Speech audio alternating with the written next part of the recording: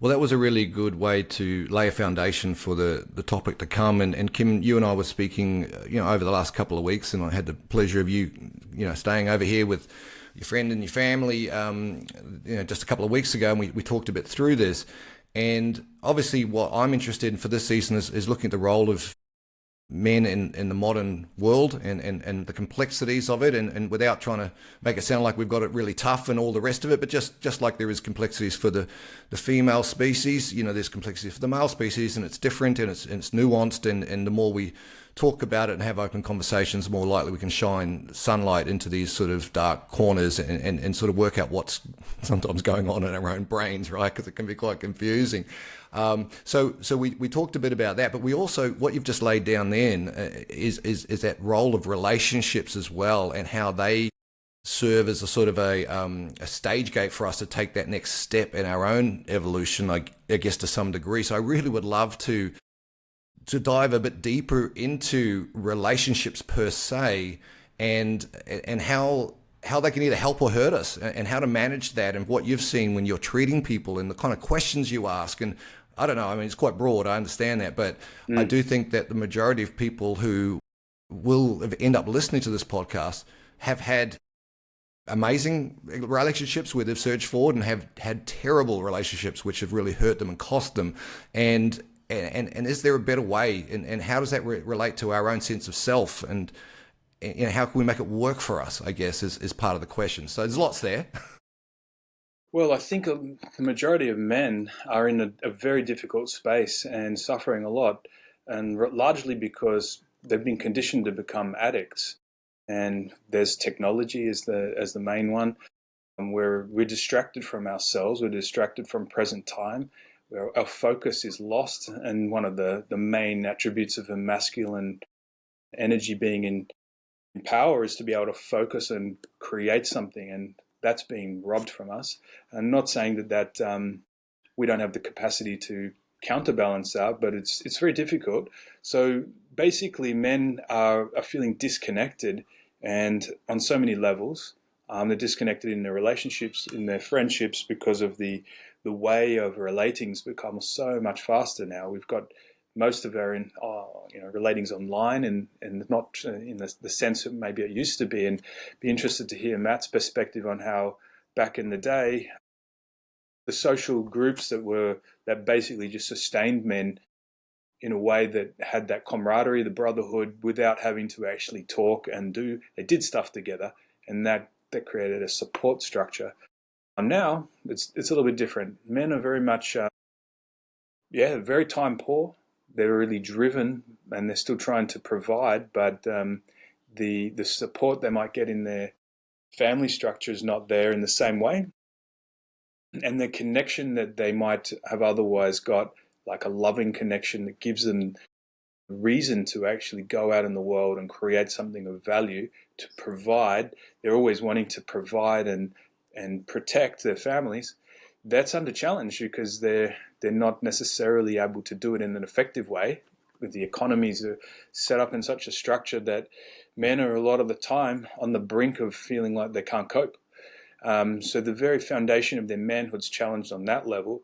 And in terms of being able to protect and do that as a sort of real basic primal masculine need, they're quite often protecting themselves from their woman who's attacking them for not being able to produce the results that they're supposed to produce, because society's encouraging them to be doing better, and this idea of hypergamy and women always wanting to have more and having some kind of level of more material success, which again is disconnection from the real growth of who we are as humans. And we're on a spiritual path to actually evolve in our consciousness. And the mistake we're making as humans is to think that we have to grow in a material sense. So that mistake is there very much in society at the moment. And as we continue to attach to where are the material gains?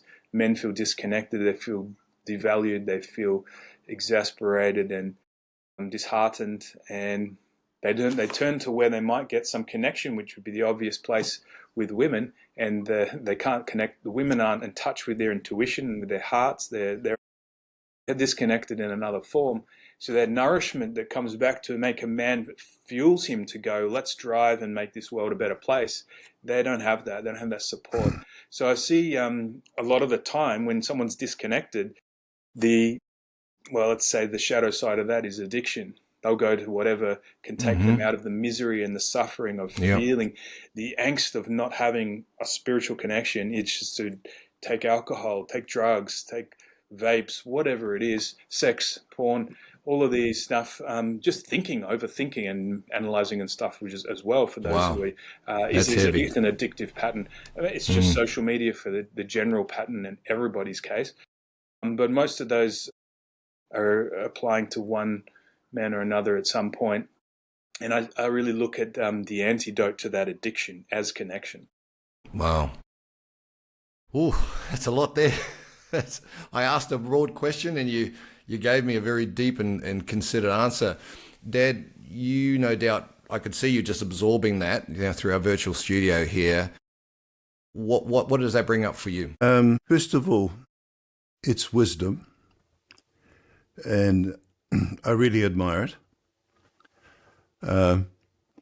Second, you're introducing concepts that, pardon me, men in their ego-driven desire to achieve, thinking that's the only measure that's necessary to keep the family alive, completely miss out on. Women, being far more intuitive, are more likely to have a sense of grounding in earth, especially because in their female-to-female connections, they can share their emotional charges inside and learn to relax. Men have been taught to bottle up their emotions, and it's a very destructive force ultimately.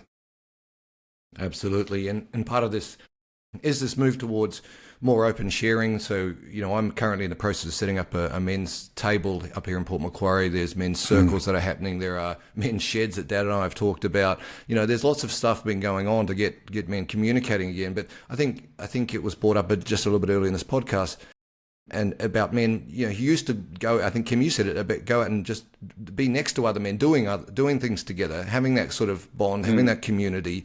Yeah, that's not only has that fallen away, but then we can't rely on being fed, through that nurturing process from potentially a loving partner who gave us a reason to go out and do all these wonderful things. So that's not there. And then you said the most poignant thing of all, which is addiction is caused by a lack of connection. So we find connection through a substance or maybe an activity, gambling, porn, wine, whatever it is, as a replacement, as a very, very poor replacement for feeling that fulfillment that we maybe used to get just through very natural means. So it's I think you hit the nail on the head. How do you approach that? I mean, in your work, how do you start to unpack and peel away the layers of, I guess, trauma, and in a way it's a coping mechanism, isn't it? It's not,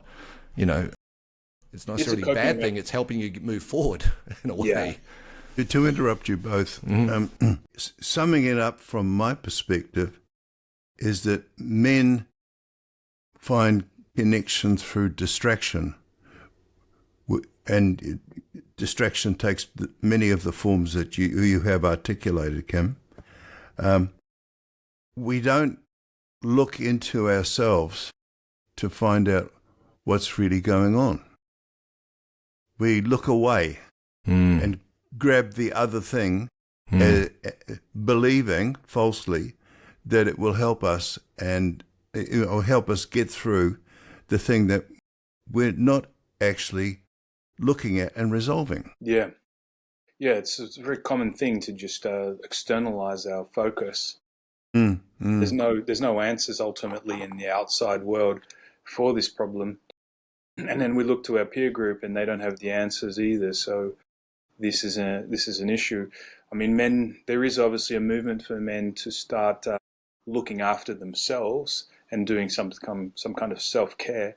And I think there's a positive in that begins with when you focus on your own well-being, then naturally there starts to be a reflective aspect of what goes on in that. Okay, so you start to do some workouts and exercise, then you start to think, okay, there's an awareness around, I feel good when I do that, and when I don't, I'm not. So the awareness is the beginning point of everything, isn't it? And Absolutely. taking that a bit further, then you start to maybe go into looking at the basics of what it means to feel vital again, because realize when you start to move the body and you start to do stuff and you feel a bit better, well, how have I been that's made me feel lousy? And this is kind of the beginning point again. Well, the basics of feeling vital are basically breathing, learning how to breathe properly. That will come naturally with exercise, but movements like Wim Hof and stuff, which are all based on the yogic traditions that he studied, are about breathing techniques which can allow men to feel empowered to overcome some of the limitations they might have. In his case, it's getting over the cold, getting into ice baths, etc. I don't want to sort of steer off in that direction, but coming back to the four things which really allow us to be more vital and is a good starting point for men to recover themselves. The second is basically what you eat, whatever you consume, eat and drink. Whatever you put into your body, if it's got some level of toxicity to it, then it's going to have a residue of unpleasantness that will make you feel a little bit out of sorts, a bit irritated, a bit uncomfortable. If you're having things which are full of processed stuff, which is really everywhere in most of the food we eat, and a lot of the things, or the substances that we take in, which will just make you feel not so good. So that perpetuates almost a dopamine need to have more of the stuff that makes you feel satisfied through an easy kind of quick fix, or a some kind of sugar or something that's out of balance. So managing what you consume is super important as a starting point, even if you haven't been able to resolve the external issue. Thirdly, sleep. Sleep is just so profoundly important to have good rest. And then you start to feel patient again. You start to feel you've got a different perspective and more spaciousness inside your own consciousness to be able to engage and reflect on things. And then in a moment when you're relaxed and calm, and the sun's just pouring through the window and making you feel more relaxed, you start to naturally reflect on your dilemma and start to look at it. And I think we don't have space and time to do that. A lot of men are just driven, and then they're not rested, and they're not vital, so they just smash another coffee to try and get the energy to become more focused. When in actual fact, rejuvenation would be the key to their well-being in that place, and the well-being will come out of having deep rest. And sometimes it's just not like just to sleep; it's actually taking a moment to just be still, to sit in nature, to have that break and let the mind settle down, away from screens, away from stimulation, away from people texting you, ringing you. And that in itself will just be a recharge. So because in that space you then can connect with who you are without all the input from outside. And fourth, on top of that, is how you think and how you look at situations, how you reframe it in terms of your mind.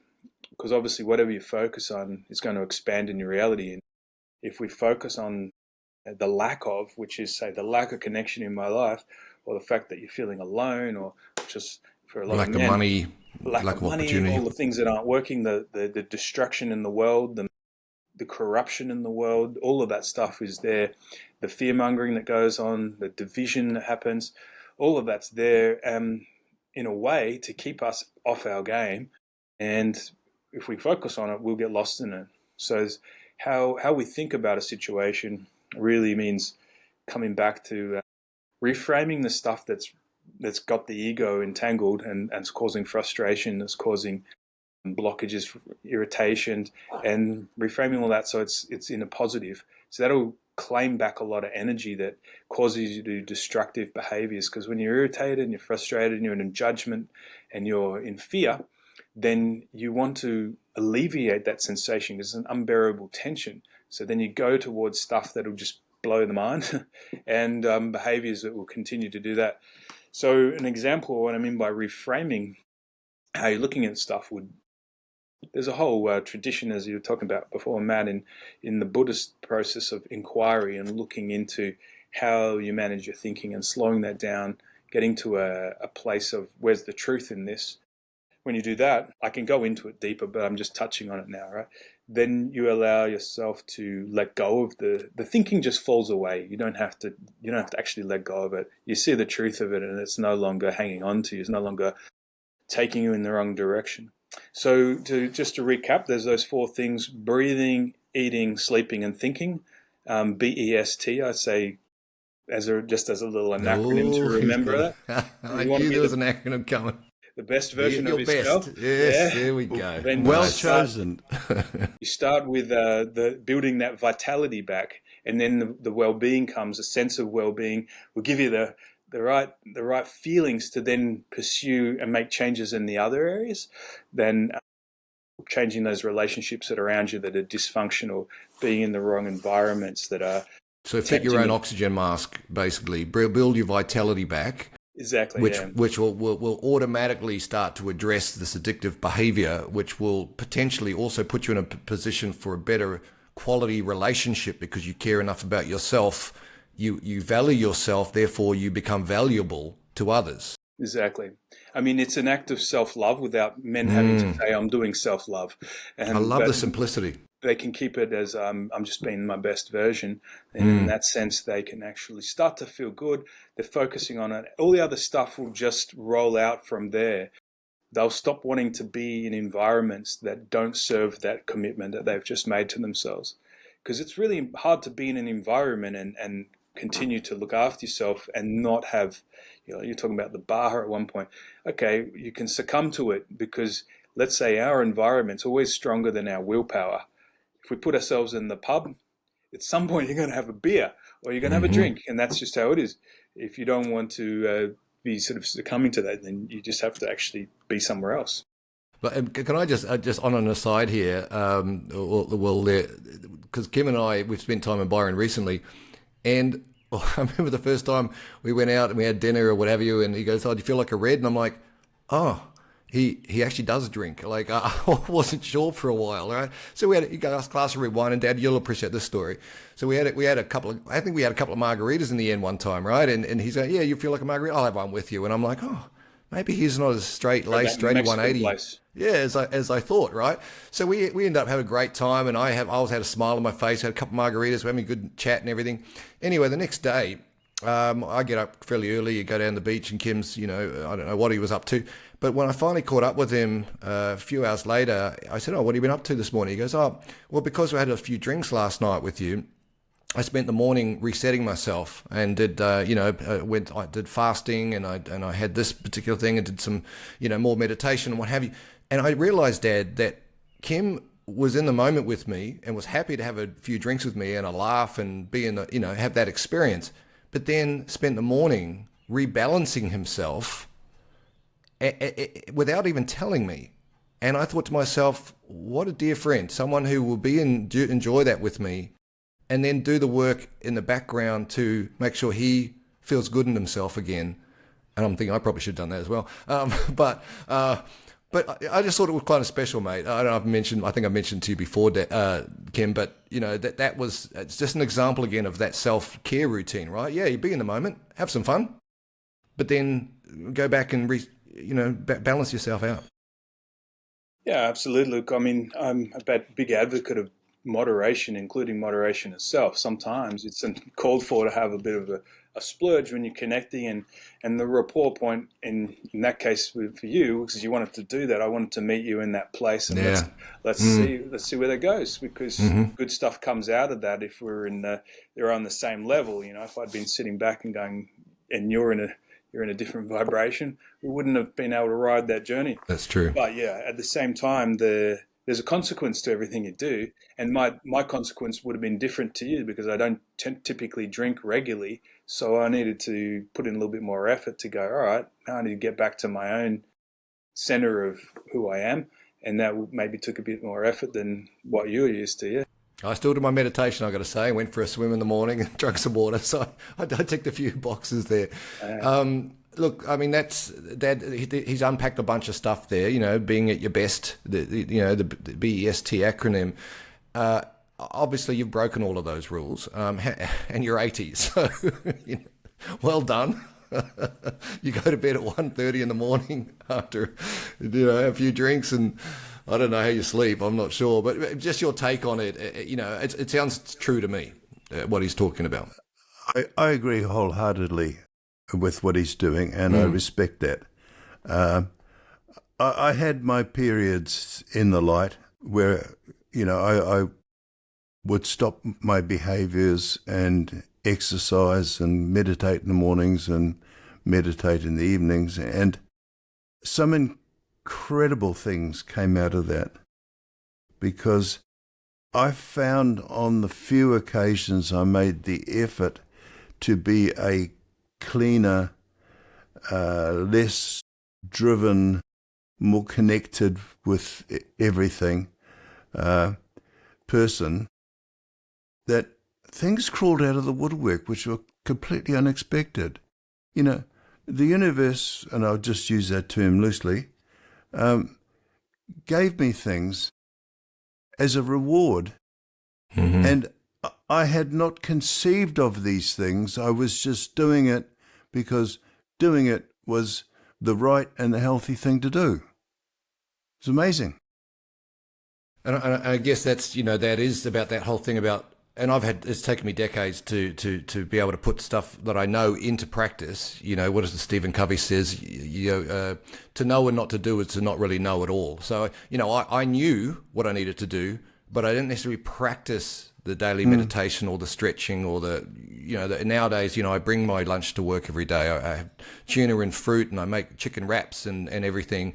So, to some degree, I am following that principle. And to be honest, to your point, Dad, because I have invested in my own worth, and because I've built respect for myself and disciplined myself in a few areas, I've seen exactly what you're talking about fold into my life. In terms of the relationships with, my kids and work opportunities and, financial stability and relationships. But it all started with me, and I think cleaning up my own act. So I think we're basically agreeing with you, Kim. Yeah, totally. Yes, good. Except I haven't been as consistent as you, Kim. Well, look, Dad, I've got to give you props. I've faltered more times than... he's articulate. He's still got his marbles. He's 80, right? Doing pretty good. Respect, sir. Respect, because, you've got a great network of friends as well, which, the other part of that, actually, just on that point, the other part of that is I've heard that one of the strongest predictors of longevity it comes down to your relationships and your network and your sense of belonging, which kind of relates to what you said, Kim, about connection, right? So I kind of think, Dad, a couple of those areas may have faltered a little bit over time, but the support structures you've got around you in terms of people who care for you, I just can't underestimate the power of that. That's because I care for them, son. Yeah. Yeah, it's a very simple equation. You get back what you give. Yeah. The Beatles summed it up in the 60s. The more you give, the more you get. So Kim, we've kind of touched on self-care. We've touched on connection. And I just want to circle it back now to some degree to get a little bit more specific about relationships, right? Because they are a tricky area. And I know I've screwed it up, more ways than can be counted generally. I've been defensive. I've been insecure. I have I've also kind of been on this riff that I have to be working 24 hours a day to provide, and I'm being a good, husband, father, which didn't work either.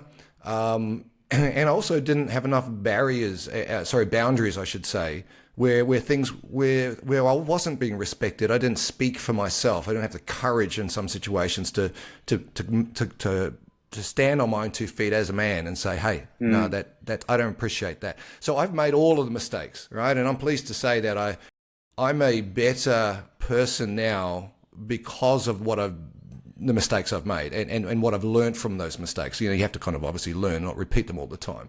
So I've got to a place where I'm looking at relationships and I turn up to relationships as a different person, as someone who's quite happy in my own company, but also happy to sort of provide and take care of others.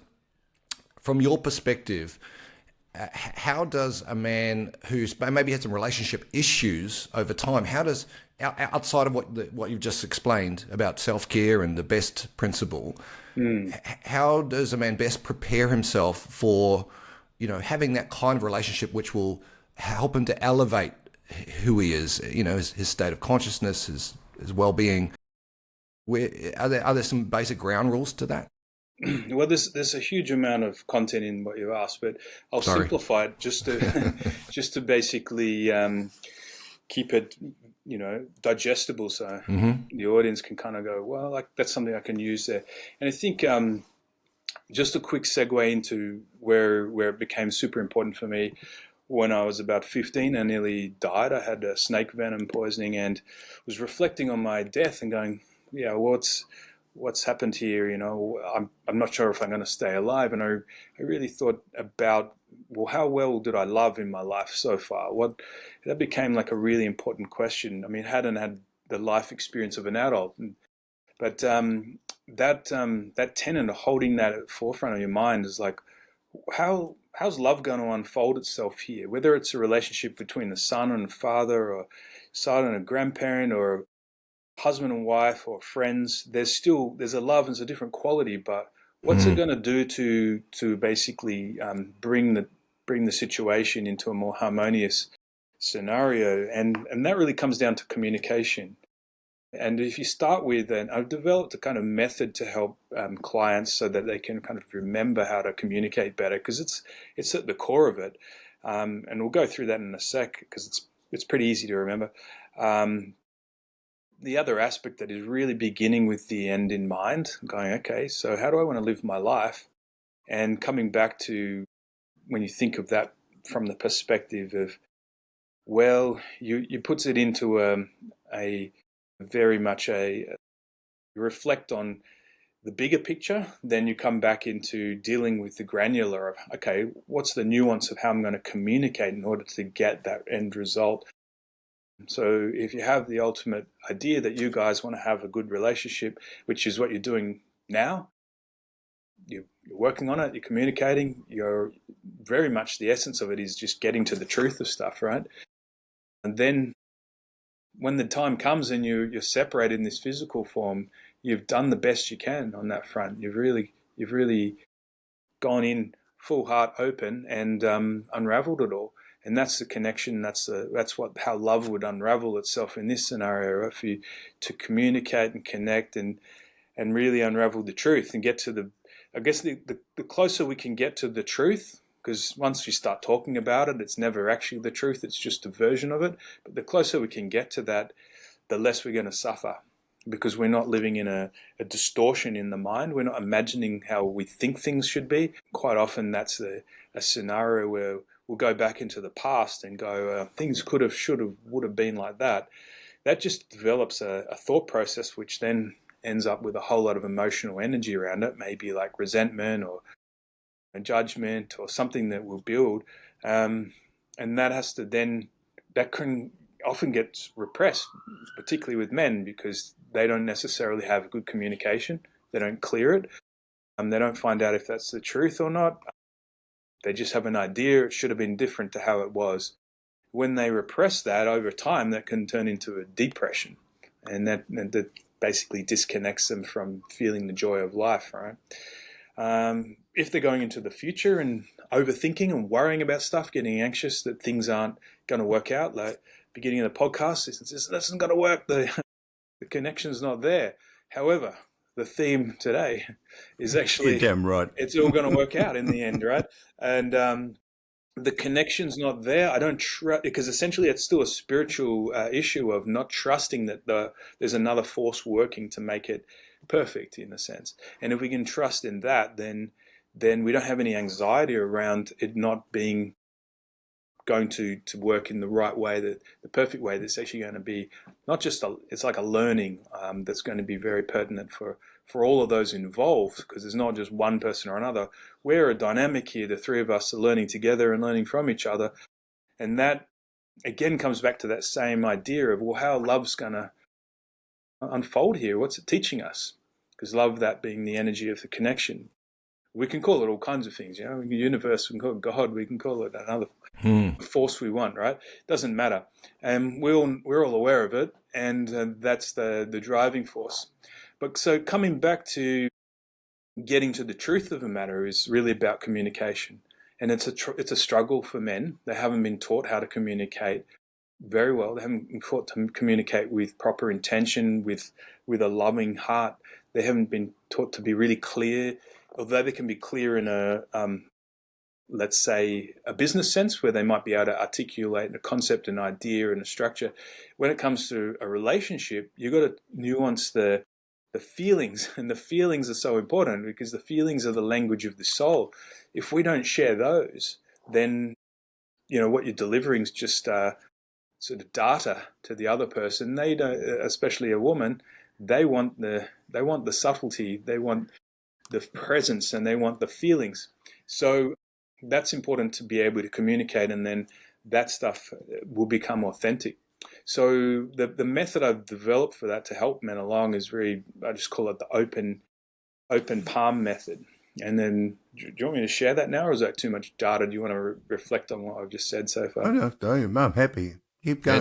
Dad's taking notes. Okay, cool. So here's mental notes. So I've just applied it to 5 different points because then it's easy to remember. So the first is the pinky promise you make to yourself when you want to communicate with someone, that I'm going to set an intention to communicate in the best possible way for the highest good of both of us. Because quite often we want to just offload stuff, and we don't really have an intention for it to be good for the other person. It's just about getting that, getting the release of having to say what you said, but you haven't considered how it will impact the other person, how they might digest it. So if you have a real intention to, and you promise yourself to do it in a harmonious way without really violating the other person in any way, or putting them down or criticizing them, or really making them feel you really considered how they're feeling, then that's a very good, important starting point. And it also means when you set the intention and you've promised that to yourself, you're going to create a space where the communication is possible. Like, you don't just yell out the window at someone. If you've got an important thing to say and it's to your partner, or it's to your son or your mother or whoever it is, you go, look, I really want to come and talk with you, and make the space and time for that, where they're not going to be plugged into something else. They're not going to be distracted. They're not going to fob you off. They're not going to be cut off. They're not going to be doing something else.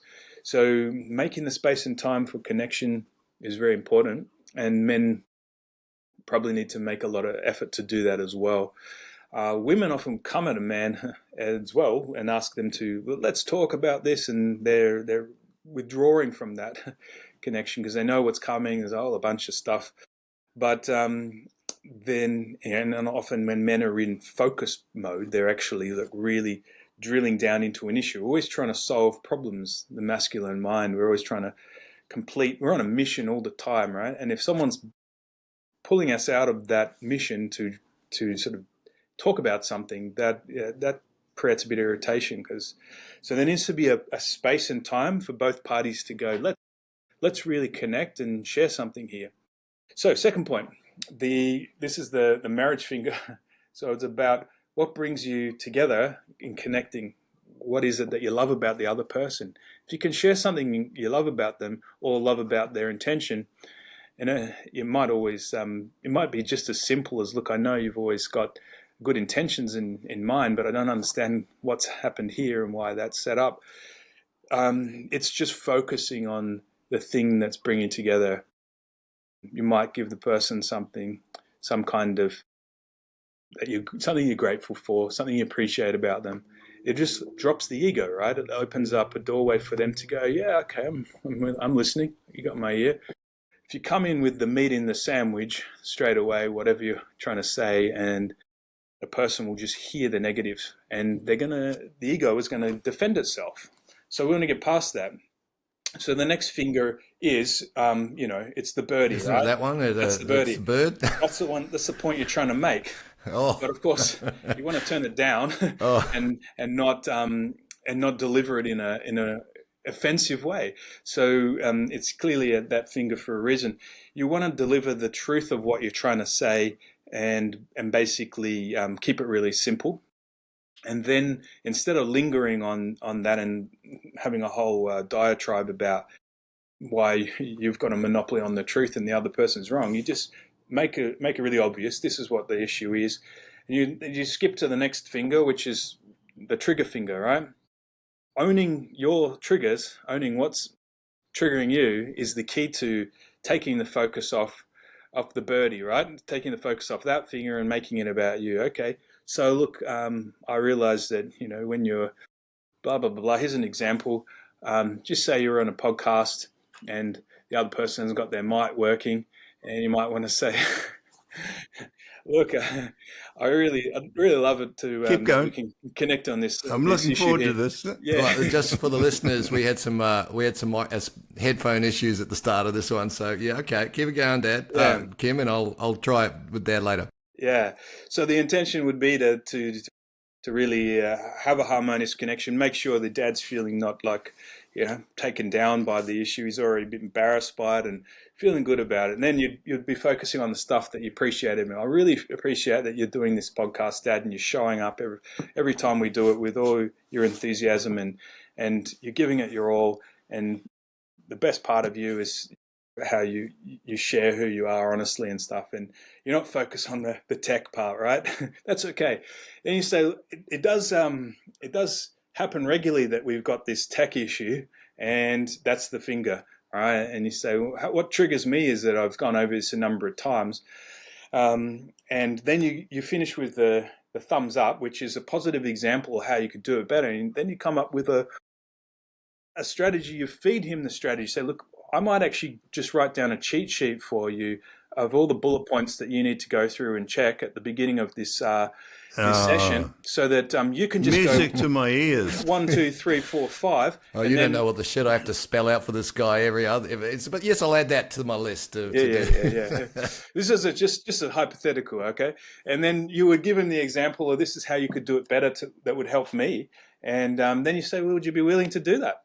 And that just cuts through a few connection points and make sure that they're all done in a way that doesn't get the ego up, because all communication, if we don't have an authentic communication, then we have an egoic communication, then we're going to have a clash of personalities. We're going to have my idea, your idea. It's all just going to be a fight then. One person defending themselves, one person attacking. Well, it becomes parent-child one way or the other, right? Which is parent-child, dysfunctional. oppressor, victim. It can be. We want two adults communicating, and that's the way. One way to do it respectfully. The palm method, huh? Yeah, it's just my invention, but there's obviously many other things. There's like non-violent communication out there. There's other styles and things. I always thought it was the shit sandwich, Well, that's the other one we've talked about before, which is the bread, and on either side of the meat, you have to deliver the doughy part. Oh, I think you're really good at this, and by the way, you're shit at this, but I love the way. But you otherwise, do that. still love you. It's a simple version of it, but sometimes that's too obvious for people to they react. Sana, I'm really pleased to see what a fine job you've done of following my bad habit. Me? Yes. Yeah. Oh, right. Okay, that's right. That's your that's the doughy part, is it? Well, it's a compliment. Right. Look, Kim, you've given. It's interesting how you broaden it out, and I kind of probably asked quite a pointed question, thinking about, men's relationships, whether it be with a woman or a man. It doesn't really matter. But what you've done is you've broadened it right to this idea about how does love show up? How do I create love? And the tactic there is the way I communicate and being aware of how I'm reaching out and how that's being received and how that forms that bond. So it sounds like there's a lot of onus on me empowering myself to be better, right? Like, Well, I remember another quote. I can't remember who said it, but it was, "Don't ask for things to be easier. Ask for yourself to be better." And this is one of those examples. Like, how would I apply this palm method? In fact, I have an opportunity this afternoon to do it. So I'm going to set the intention once I finish this podcast and give that a bit of a run. But I love it. So I was looking quite micro, and you've taken it back to just a very fundamental place again of how we're showing up and how we're communicating with respect in order to create those connections, which will then help us take another step in the right direction. Help us all. Yeah, not just male or female, but up and down the lineage.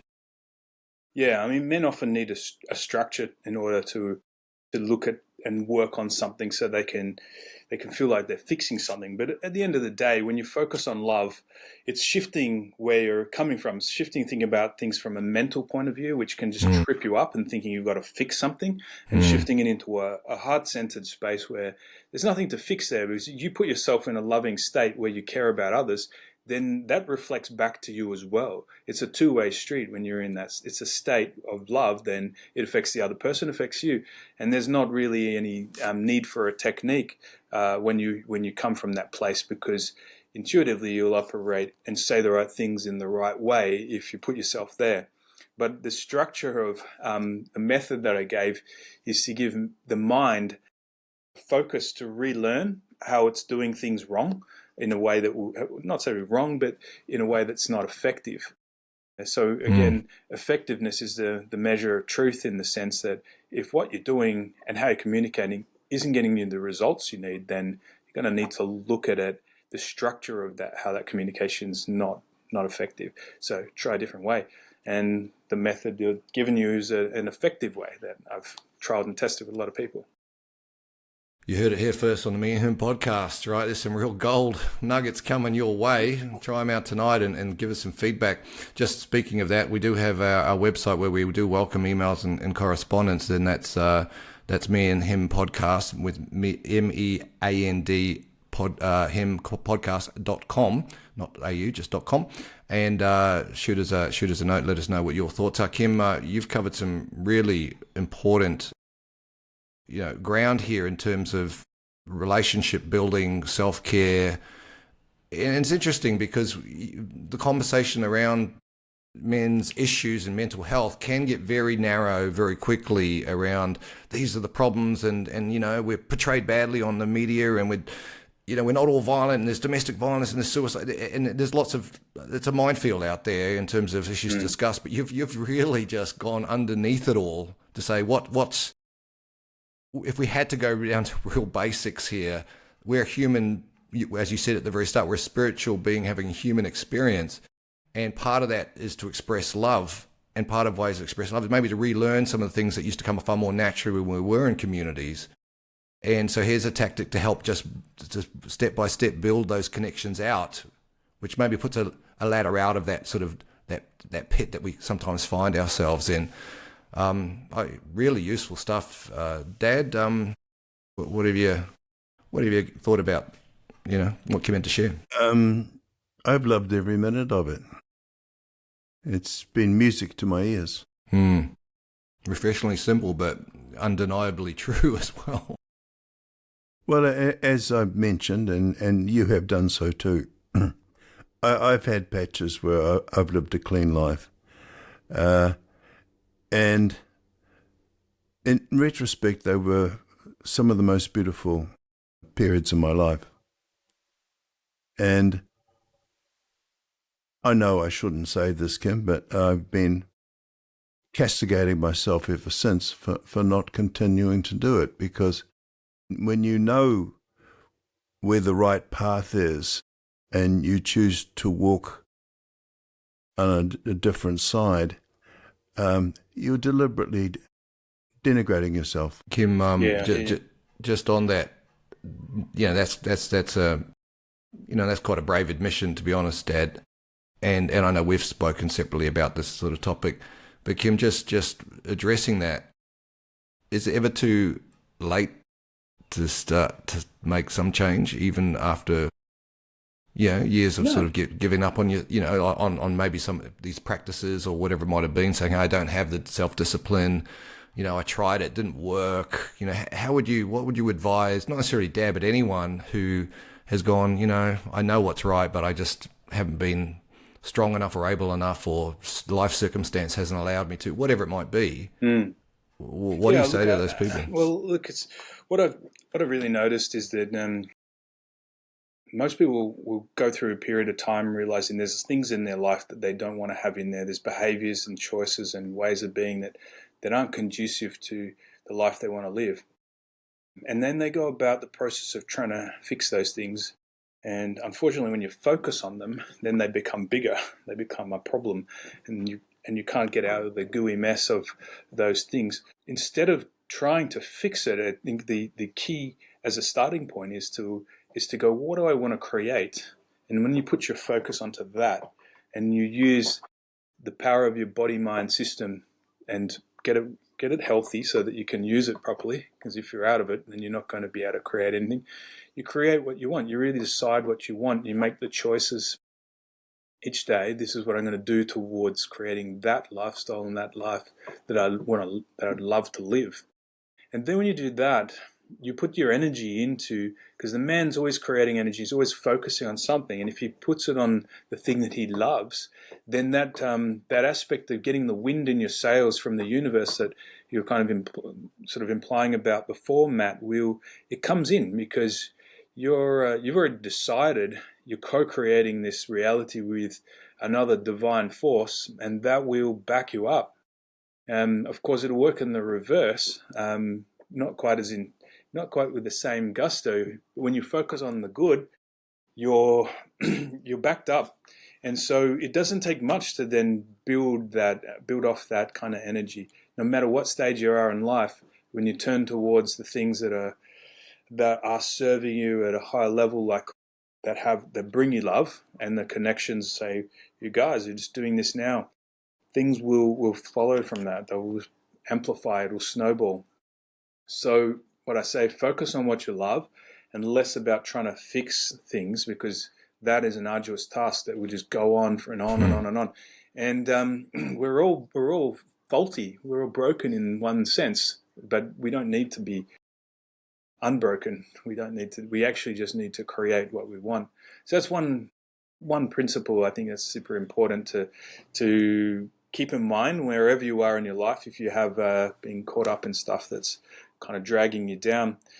And the other aspect is to really recognize, I guess, and decode. Well, I have a whole sort of program around this, which is, I'll just give it simply. It's about creating the dream that you've always wanted to live in your life. And the dream in itself stands for DREAM, like the first part of that. Here we go. I can Here we go sense again. what's coming here. See how my mind works. So D stands for decoding what's holding you back. It's essentially understanding your shadow side. Decode where, if you don't know yourself, you really don't know where you're going to trip yourself up. So you really need to understand the character, who you are, and what things you've brought in. That's also from family structures, from trauma, from personality types, from genetics, ethnicity, whatever it is. But you just have to lay it all out, and you have to understand it. That doesn't mean you're going to spend your life fixing it. It means that you understand it and you're aware of it, so you don't let those things drag you into a slippery slope down into a hole. So, if you've come from a family of alcohol, and I did, my father was alcoholic, well, okay, I choose not to go down that path with a greater intention than someone who wouldn't have had that awareness, right? I choose to, I'll really be careful about how I manage my relationship with alcohol, because I have an alcoholic father. He's a functional alcoholic, as a barrister through his life, but he drank all the time. He's still to this day, and I choose not to go that path. So I'm just dropping that example in, not with any intention, but just to highlight, like, where are your shadows, right? You have to understand them. And then that's the decoding. The second part of that is R, which stands for recoding. Recoding means, okay, what are the obstacles that are in the way that I need to clear out of the way in order to have what I'm I'm focusing on the dream that you're wanting to create. So you have to recode those. You have to move those obstacles out of the way without thinking that you have to fix all of yourself. You only have to move the obstacle out of the way that is causing problems. And once you address that, then energy will flow, and you'll be getting like a whole wind of support for wind in the sails. Let's put it that way. The next category is like encoding the mind. You do have to change your mind, literally. You have to change your identity. And it doesn't just mean moving the obstacles out of the way. You have to encode the new identity into your brain, basically, and into your subconscious. And the brain can change at any point. It's completely, as you heard the term before, neuroplastic, which means it doesn't matter how hardwired it is for a certain structure or a certain addiction or a certain pattern. It can rewire it with enough impetus and enough encoding of new information. So that has to be proportional to the imbalance that's going on there. So if someone has a bipolar disorder, then they're going to have to encode a whole new structure into their brain in order to heal that, rather than just taking a pill that sort of band-aids the effect. So the encoding is very important. I do that with a lot of hypnotic stuff and a lot of work with meditative processes and so on. And these things take a little bit of work, but if it's not done in the right order, it doesn't really work. If you try and encode before you've decoded all the patterns that are going to throw you out of balance, those patterns of shadow side part, they're the saboteurs, are going to take you down again. And if you don't understand certain patterns of the characters that are sabotaging you, whether you're a controlling person or you've got perfectionistic tendencies or you have avoidance patterns or you have whatever those things, there's a whole stack of different specific sabotage patterns that we have to understand, and we all have them in different proportions. So once you know them, then you can develop a higher intelligence around how to overcome them. So, for example, I'm getting pretty long in the answer here, but Jace, if your tendency might be to need control over a certain situation in order to feel relaxed, then and that can actually, your mind will tell you that that's a good quality and that's great, but actually that sabotage pattern's stressing you out and causing dysfunction in your life. It's messing up your life, basically, right? So then the higher perspective of someone who's got that pattern, not suggesting you to, I'm just giving it as an example, right? You nailed it. Yeah, would be to is to connect to a higher level of control, which would be to connect to a spiritual understanding that things are happening in a certain way for a certain reason. I might not understand them right now, but that will, if I can surrender to that, then I can surrender my need to have control in the situation. Then I can relax. If I can relax, things are going to move a lot easier, and I'll stop actually interfering with the energetics here. I'll just sit back and see how it unfolds. And there may be some gold on the other side of this opportunity. So that's like an antidote to the sabotaging pattern of a controller. But every one of these aspects of our character will all have antidotes, and they'll have a higher perspective. I mean, as a very foundation, every single human being, we've got a critical mind, an analytical mind that turns into a judge, basically. And originally in our native sense, when we were out living in the prairies and hunter-gatherers or whatever we were doing, we would have to have that highly aware judge to analyze and scan the horizon, especially as a man, because we've got this protective instinct. We want to be able to look at a glance and see where's the danger, where's the problems, where are the holes, what can we punch holes in this situation.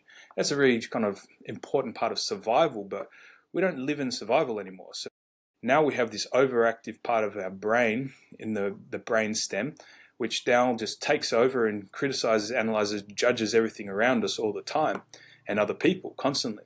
And that keeps us out of a state of connection. It keeps us out of authenticity. It keeps us out of proper communication because we're already judging the person. Well, it creates separateness, doesn't it? As soon as I judge, yeah, I'm different from you, and if I'm insecure, I'm going to try and make sure that there's something I can find wrong with you, so I feel good about myself. So exactly. Yes, you're separating yourself. We justify it in lots of ways, and we're tricked by that part of our judging mind, thinking, because now it's hijacked by a cerebral cortex, which is an intelligent intellect that says, well, it's justified to judge people because I've got this intelligent way of looking at it and turning it into something we think is important, but in the end it's just your perspective on stuff and it's not actually important.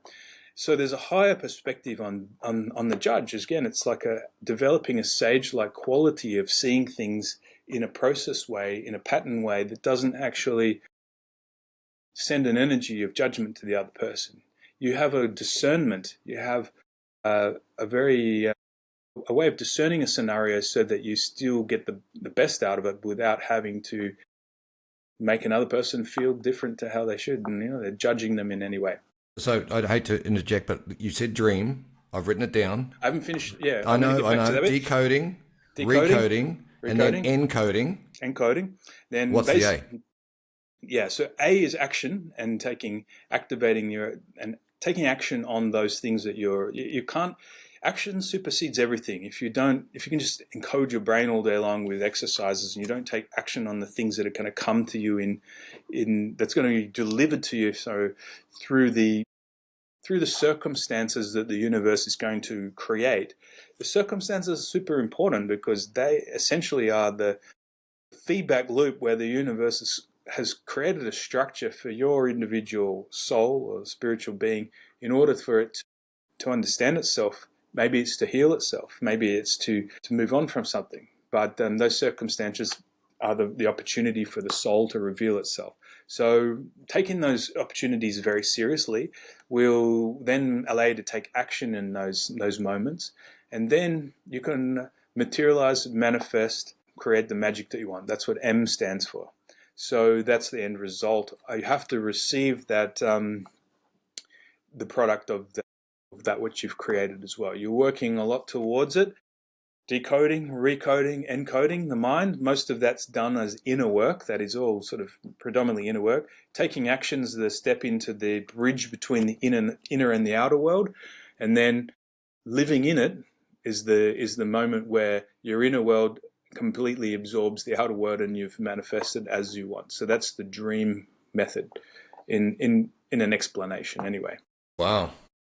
Man, that's very useful, and I imagine also quite complex in terms of every individual is going to have a whole different series and sets of stuff to decode and recode, and everyone's dream's different, right?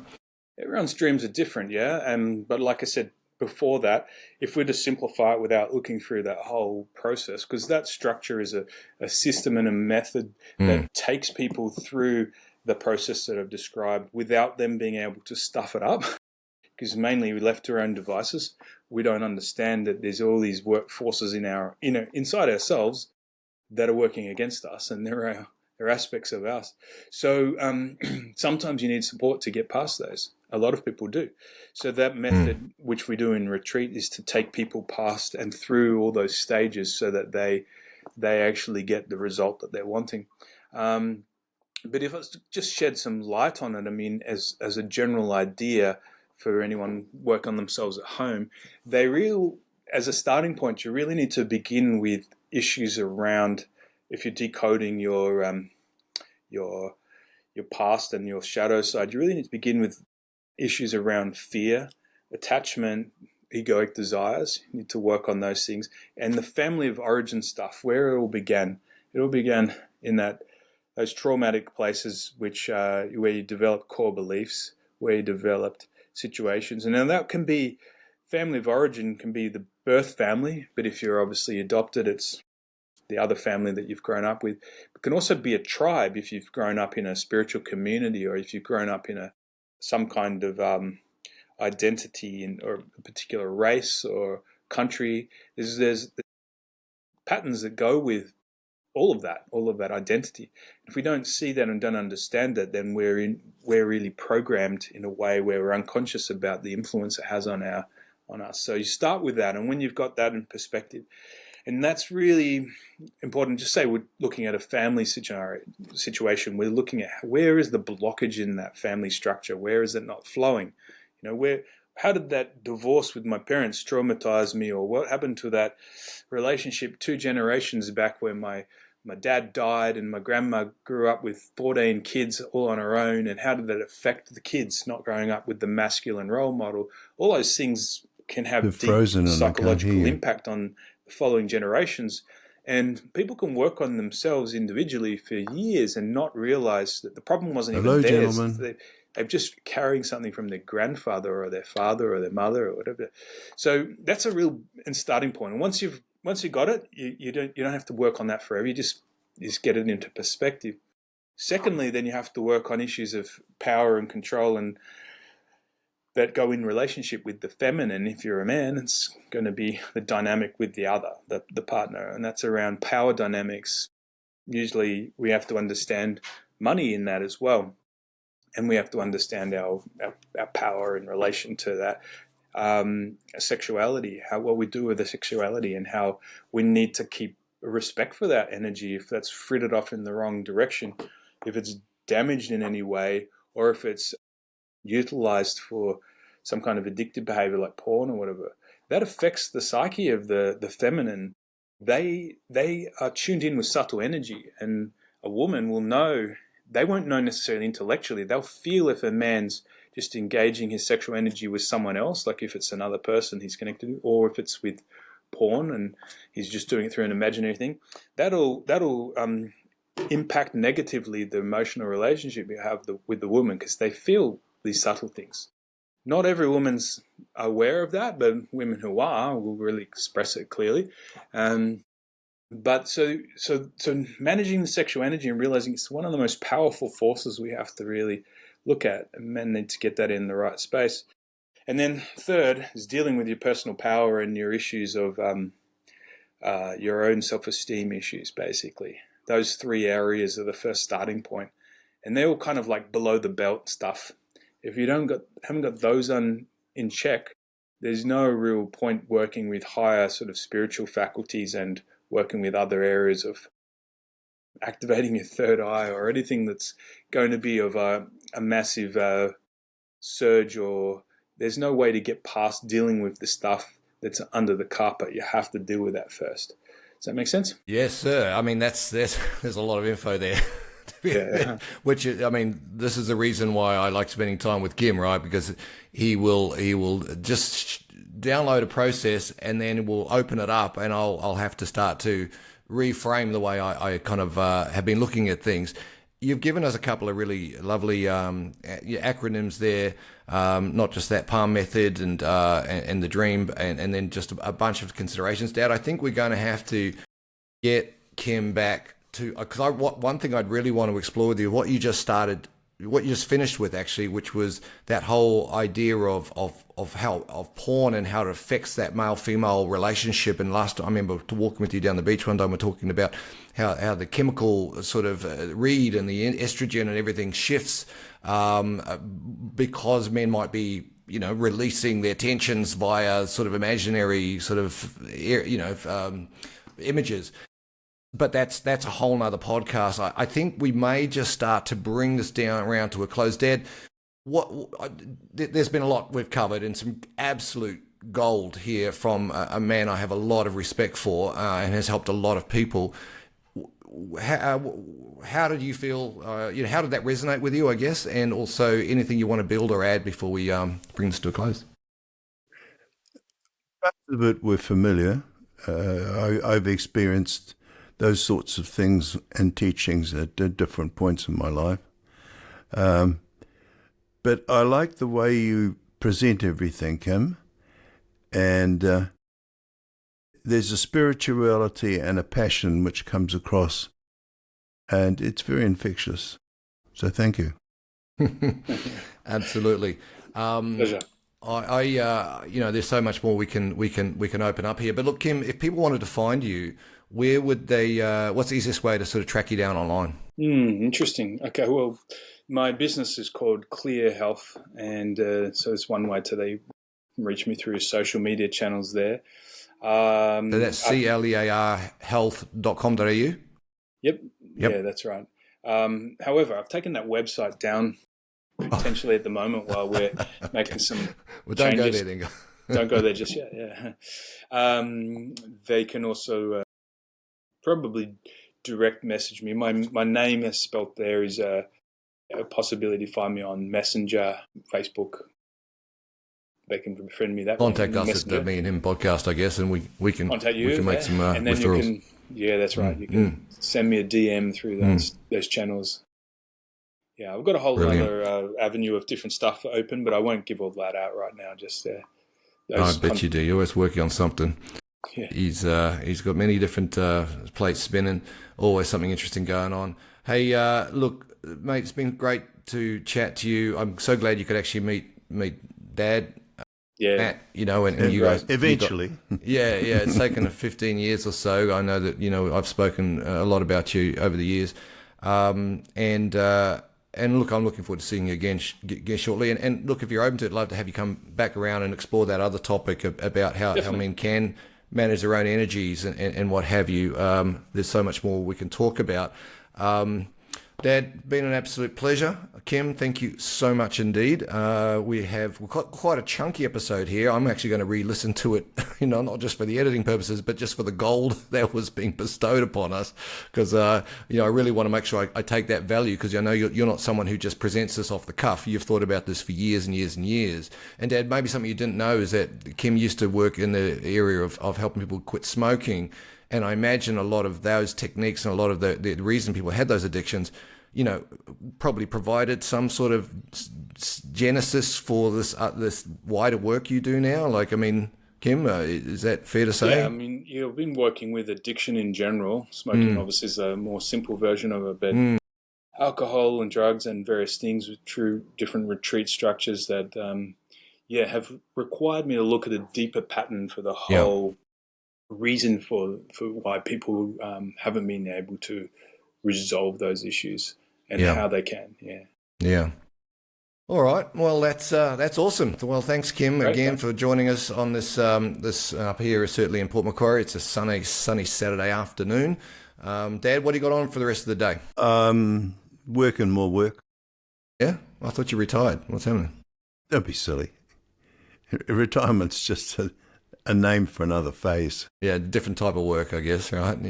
I know you're packing your house and everything. We'll no doubt get an update on that very shortly. But for now, we're going to wrap it up. Thank you, sir. Nice to see you, Kim. Thank you, guys. Really Thanks, nice Dad. to talk with you. All the best, Matt, and hope the move goes smoothly. Looks like Thank you. And halfway through that. After we finish this, I have something to ask you about. Oh, okay. Okay, sure. No problem. Bye for now. Bye for now. I just stopped that recording.